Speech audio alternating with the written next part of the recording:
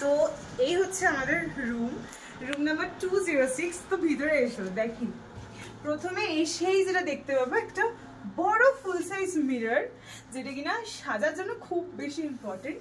তার পাশে থাকবে এরকম সুন্দর রয়েছে কিন্তু কয়েকটা কম্পার্টমেন্ট করা, আর ডেফিনেটলি একটা টিভি ক্যাবিনেট রয়েছে।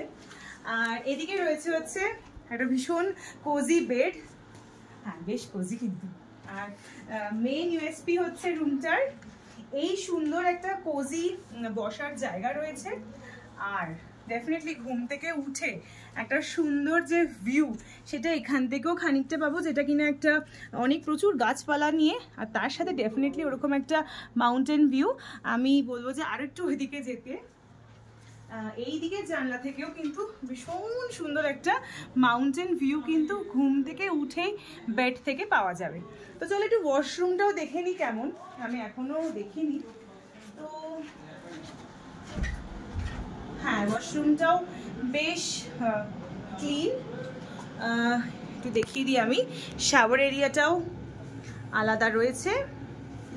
আর এই হচ্ছে বেসিন এরিয়া। আমি নিজেকে দেখে চিনতে পারছি না, মানে এত এক্সস্টেড হয়ে গেছি, ঘুম নেই। আর এটা হচ্ছে পিপি পুপুর প্লেস।